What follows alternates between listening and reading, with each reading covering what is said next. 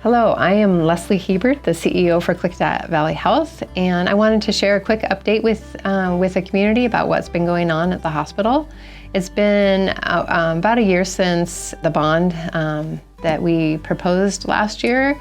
We had some community feedback sessions and we gained some really valuable insights. So we listened and we really appreciated the feedback, and we just want to give you an update on some of the services that we're now providing and changes that we've made. So obviously COVID threw us for a curve, and things have been a little bit different the last 6 months, but over the summer our volumes have stabilized, except for the emergency department. Nationwide emergency room visits are down about 40%, and we're experiencing some of that.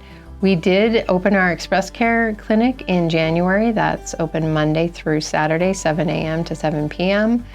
We want you to get the care when you need the care. So if it's an Express Care or it's in the emergency department, we just want you to make sure that you get seen if you have a medical emergency.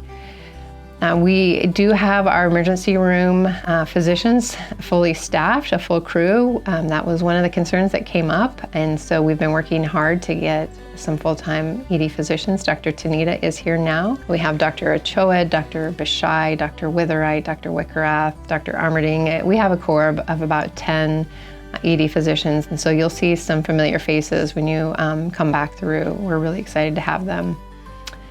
We have made some improvements in our billing. That was another concern. We have a new medical record that we have selected that will be coming on board, but in the meantime, the great work that Brenda Trigg started, she's passing the baton to a new business office director. We made an investment in a tool that helps with management of claims, and so that is also improving the work that's being done. And speaking of a new electronic health record, we're excited to have a new record that combines our kind of multiple of different records we have. You'll be able to log into your patient portal, see your records, see the details of your bill, talk to your care team, schedule an appointment, many things. So that implementation starts in December, and we'll be going live in July of 2021. Our outpatient pharmacy opened in March, and it's really been doing well. We have been partnering with KC Pharmacy on a discounted drug pricing program, offering our discounted pricing to them, and we're working well together. Having our pharmacy open is really nice for patients. If they're seen in Express Care and it's after 6 o'clock, they can get their prescriptions filled and leave with everything they have.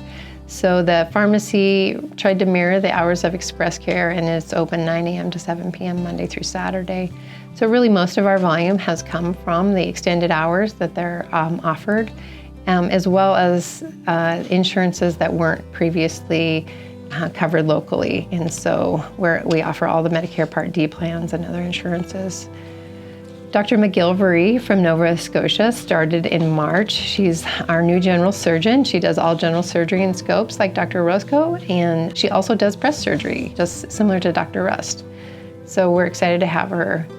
Dr. Roscoe has begun a wound care clinic for difficult surgical wounds or diabetic wounds, different wounds that occur. So he's doing that a couple days a week now. Our dental clinic is doing really well.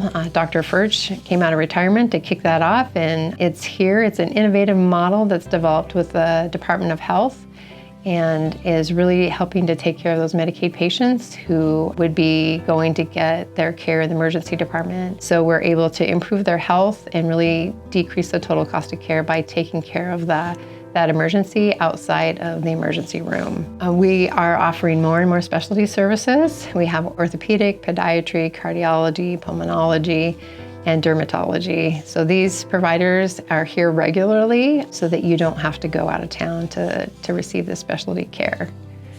Our behavioral health program is really experiencing some growth. We have some new providers coming on board, and there's just really a need in our community, and we're excited that we'll be developing a substance use disorder program, and that we have a psychiatric nurse practitioner who's coming on board in November. We're just seeing a great need and responding to what really the community needs. We are also excited to welcome Dr. Bierman, who's a primary care physician, and Dr. Gruhaas, who's a gynecologist, and they will both be starting in October, November.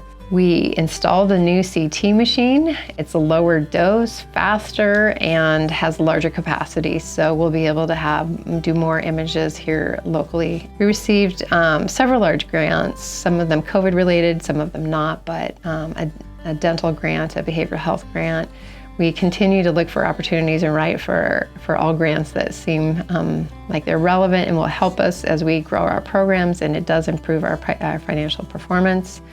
And really, we're trying to be good stewards of the resources that you have entrusted to us, and by going out and looking for other funding sources, it helps us achieve that. The foundation is building a healing garden towards the entrance of the hospital. It's really going to be nice. It's a quiet space for patients and families and staff to really just enjoy the beauty and the serenity of the outdoors. So we are going to be dedicating this space to Drs. Thompson, Pennington, and Dr. Garnett for their great service to our community. That for years, they were the founders and our primary care providers.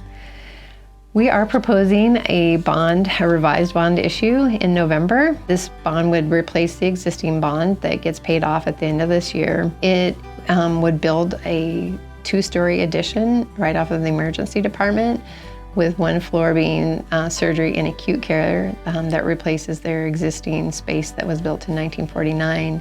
And really, most importantly, would allow for us to offer long-term care beds, so 15 beds for long-term care in the existing acute care wing.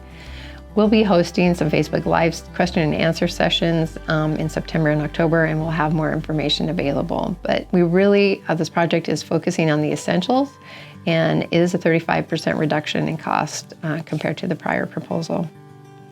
So that's all for now. I want to thank the community for all the support over the last few months. We've really appreciated it. We've had meals and cards and thank yous, and during this time, it's been really nice for our providers and our staff, and we really appreciate it. So thank you.